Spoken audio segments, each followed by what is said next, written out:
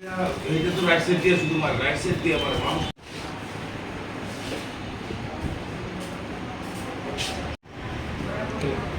এই ডিটেইললি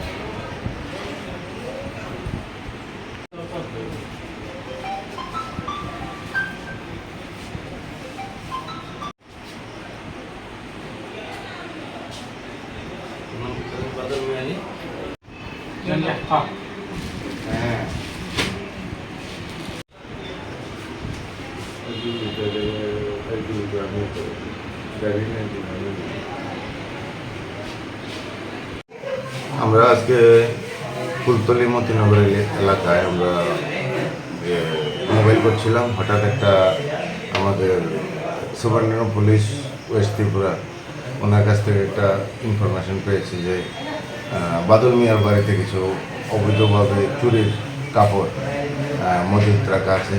সেই ইনফরমেশন অনুসারে আমরা বাদল মিয়ার বাড়িতে আমরা রেড করি এবং টোটাল 5 বস্তা, যার বাজার মূল্য প্রায় 5 লাখ টাকা হবে, আমরা কাপড় উদ্ধার করেছি। তাকে জিজ্ঞাসাবাদ করার পরে সে কোনো সদুত্তর দিতে পারেনি এবং কাপড়ের কোনো কাগজপত্র দেখাতে পারেনি। তাই আমরা সন্দেহ করছি কোনো দোকান থেকে এগুলো চুরি করে এনেছে বিক্রি করার উদ্দেশ্যে। আমরা 380 এবং 411 দ্বারা একটা মামলা নিয়ে তদন্ত করব। এগুলো কি বাংলাদেশে পাচারের উদ্দেশ্যেই নিয়েছে? বাংলাদেশেও তো কোনো জায়গাতে বিক্রি করার উদ্দেশ্যে চুরি করে এনে রেখেছে। কিসের কাপড় এগুলো? হ্যাঁ, কিসের কাপড় এগুলো?